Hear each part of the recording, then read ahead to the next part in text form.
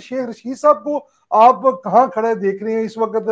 अभी भी वो डटे हुए हैं पूरी तरह और कहते हैं जी पिंडी वाले जिसके साथ खड़े हो जाते हैं उससे पीछे नहीं हटते। तो सर आपके दोस्त भी हैं मेरे ख्याल से, मुझे अपने जराये से पता चला है कि शेख रशीद से आपको मोहब्बत भी बड़ी है, तो जरा उस पर थोड़ी सी रोशनी डाल दें आगा साहब। शेख रशीद के बारे में मैं थोड़ा सा आपको बताता चलूं कि मेरे उस्ताद मोहतरम थे नसीर खान साहिब, और जी बहुत बड़े माहिर तालीम गुजरे हैं। उन्हें हम तहसील डस्का का सर सैयद भी कह सकते हैं।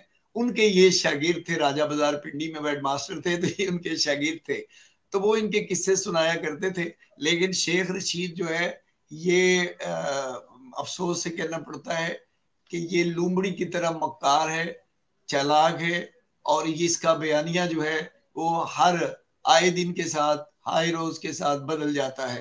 तो इस वक्त जो इसने करतूत किए हैं और जिस तरह करदार कशी की है, आप देख रहे हैं एक आदमी बदतमीज है, वो तहजीब के दायरे में गुफ्तगू ही नहीं करता है।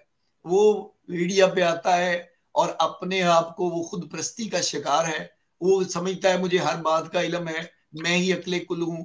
और वो देखिए कितने कितने बुजुर्ग पॉलिटिशियंस हैं जिनको वो नाम लेके और तू करके पुकारता है, किसी की जी कोई इज्जत नहीं, किसी का कोई एहतराम नहीं। तो ऐसे शख्स का जो ठिकाना है, वो बेहतरीन ठिकाना जो है वो डयाला जेल है। तो मेरे ख्याल में इसको मियाँ साहब को इसको कोई 4-5 साल के लिए ये वहां रखें, ताकि इसका बढ़ापा जो है वो तौबा इस्तगफार में गुजरे। तो ये लोग जो है ये मुआशरे का हुस्न नहीं है, ये मुआशरे के लिए तबाही और बर्बादी का बायस है। आप देखिए ना इस 22 है शख्स को बिल्कुल। जी कितना दोहरा मयार है। कंटेनर पर खड़े होकर कहा करता था बीज बिल जला दो, मार दो, जला दो, गिरा दो, आग लगा दो, फौज ने सत्तू पिए हुए हैं।